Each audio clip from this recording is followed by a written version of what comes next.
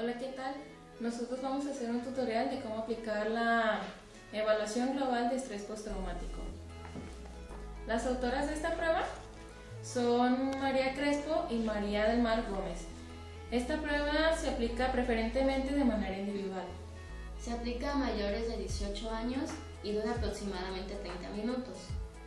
Esta prueba evalúa la sintomatología y el diagnóstico del trastorno de estrés postraumático en adultos víctimas de un acontecimiento traumático. Esta es la edición 2012 que contiene el manual, el ejemplar y la hoja de corrección. A continuación les vamos a mostrar cómo se aplica esta prueba.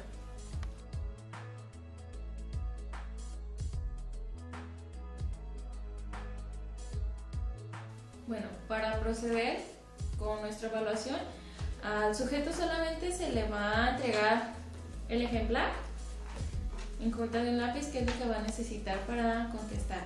Tiene aquí algunos apartados que son nombre, apellidos, edad, el centro, sexo y la fecha. Estos nosotros los tenemos que recabar y ya después podemos dar seguimiento para que la persona empiece a contestar nuestra evaluación. Mira, te voy a entregar esta prueba. Estos datos los vas a dejar en blanco, yo los voy a rellenar. Esta es una prueba de estrés y tendrás que ir contestando conforme vayas leyendo las instrucciones. Tiene aquí apartados que tienes que ir rellenando y aquí tiene la especificación de con palomitas solamente. Igual vas a proseguir en el segundo apartado, también tiene aquí instrucciones. Ya que termines, puedes continuar y vas a llegar hasta el tercer apartado. Cuando termines, me puedes entregar la prueba. Sí, está muy bien. Gracias. Mira, aquí está tu lápiz. Procedemos a la etapa de aplicación del criterio A.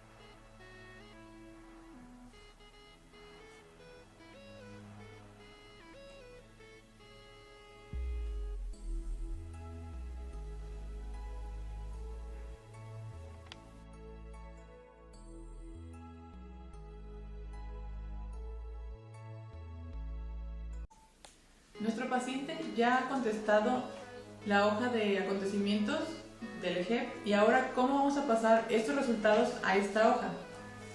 Del criterio de los ítems número 1 al número 12, que marcan al menos un acontecimiento traumático, se utiliza lo que contestó nuestro paciente aquí. Si del número 1 al número 12 ha contestado al menos a uno de estos acontecimientos como positivos, como que le sucedió, se le pone en esta hoja como positivo, se le pone en la parte de la casilla de sí. Después, en el ítem número 15, que es donde cuando sufrió este acontecimiento por primera vez, si responde una respuesta distinta a esta, que es en el último mes, se le pone que no. Pero si ha contestado en el último mes, nuevamente en la casilla de afirmación se le pone una palomita. Para saber si el criterio A se ha cumplido, si en cualquiera de estos dos ya tiene sí, se toma como positivo el criterio A1. En el criterio A2, que es de los ítems del 17 al 19, si ha marcado al menos una respuesta afirmativa en estos tres, con miedo, indefenso u horrorizado, nuevamente se le pone en la casilla que sí. A continuación, si durante el criterio A1 se juntan estos sí, el criterio A2 dice que sí, en el criterio A como completo es cuando se cumplen los criterios A1 y A2. Si ha tenido afirmativo en estos dos criterios, se pone nuevamente aquí que sí. A continuación se pasa a la sección número 2 que representa los síntomas.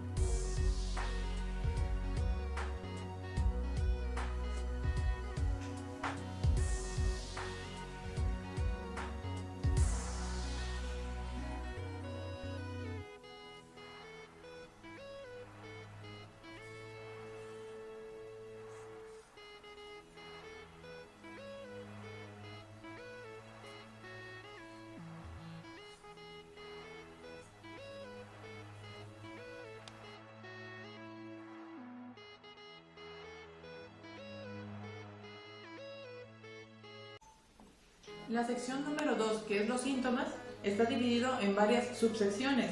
La primera de ellas es la reexperimentación. Esto consiste en el número de síntomas del ítem del 28 al 32, que son estas, del 28 al 32. Si contestó al menos una vez que sí a estos criterios, al menos uno positivo, se pone aquí que sí y se pone cuántos positivos tuvo, dando un máximo de 5. Las máximas que puede contestar como positivas son 5, entonces es de 5 para abajo. Y a su vez viene a un lado una tablita de grado de intensidad o grado de molestia de estos síntomas. Se suma la cantidad que haya marcado en cada una de estas casillas para obtener al final un resultado, dando como máximo 20. El grado máximo de molestia sería 20. Para tomar este criterio como positivo, el número de síntomas debe ser al menos mayor a 1. ¿A qué se refiere con esto?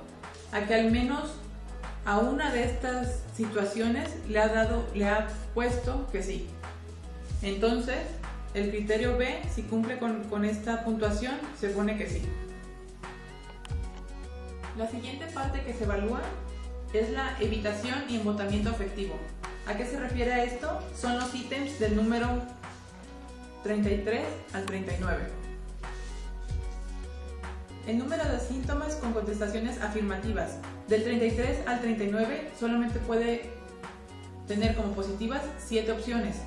Así que este número, el total de positivas que haya contestado nuestro paciente, se pone en esta casilla. Así como la intensidad de los síntomas. Nuevamente, como les recuerdo, a un lado está una tabla del grado de molestia. Se suman los números que haya marcado en cada una de las cuestiones que se ponen aquí. Y se pone el número en esta parte, dando un número máximo de 28.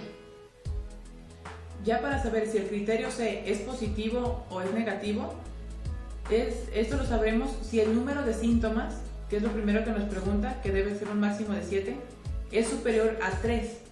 Si nuestro paciente marca de 3 a 7 positivas, se pone que sí. Si nuestro paciente solo ha marcado 1 o 2 positivas, se marca que no. El siguiente punto a calificar es el H, o que corresponde a hiperactivación. ¿Cómo vamos a evaluar esto? Del criterio de los ítems del 40 al 44, en la hoja que contestó nuestro paciente, se ponen en esta casilla, el número de positivas que puso nuestro paciente. A continuación se pone la intensidad de los síntomas. E igualmente en esta esta tablita, se suman el resultado de todas las casillas que haya elegido de esta gráfica y se ponen de este lado. Para saber que el criterio D es positivo, tiene que haber un número de síntomas 2 o mayor a 2.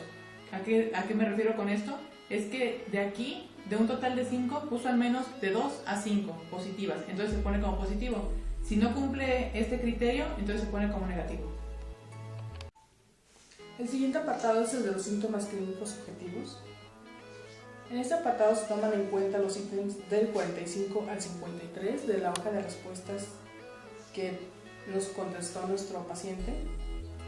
En esta casilla, donde está el número de síntomas, se coloca el número de veces que nuestro paciente marcó en sí en esos ítems, y en la casilla de la intensidad de los síntomas se hace una suma de las casillas que marcó nuestro paciente y se coloca aquí.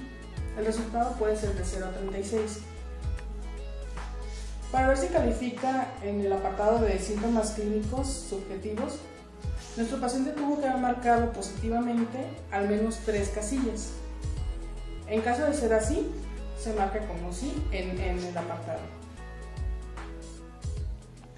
En el apartado de duración se toma en cuenta el ítem 56 y este solo se toma en cuenta a menos de que haya puesto en la respuesta desde hace menos de un mes. En caso de ser así, se coloca una marca en la casilla de sí. A continuación pasamos a la sección 3, que es la parte de funcionamiento.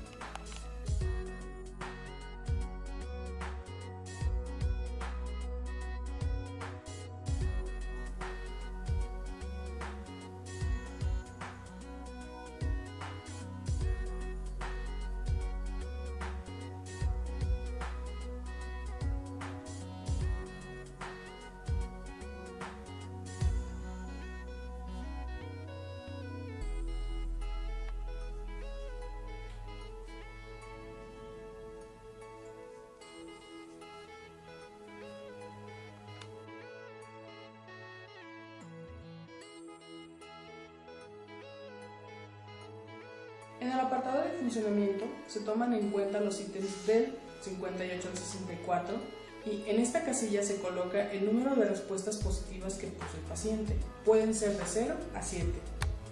Para ver si se cumplió este criterio, tenemos que ver si el número de respuestas positivas fueron 2 o más.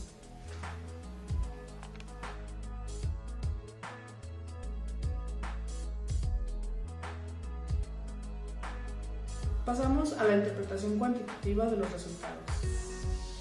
Para saber si nuestro paciente tiene un trastorno de estrés postraumático, tenemos que ver esta tablita y pasar todos los resultados de los criterios. En caso de ser positivos todos, entonces sí es trastorno de estrés postraumático, En caso de que haya una respuesta negativa, entonces no es un trastorno de estrés postraumático, sino algún trastorno de estrés simplemente.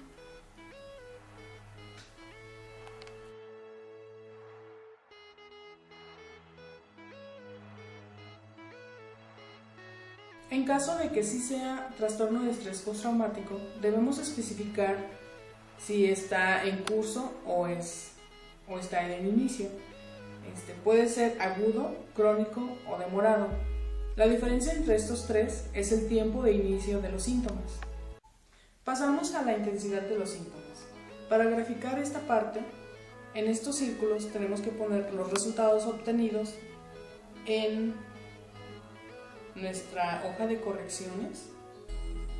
Se colocan todos aquellos que vengan marcados con esta flechita y que diga trasladar a perfil. Se hacen las operaciones correspondientes y posteriormente se grafican aquí, tomando en cuenta que en el percentil del 20 al 80 se toman como puntos medios y se debe tomar en consideración solamente los puntos altos, aquellos que sobrepasen del 58 y pueden llegar hasta el 99.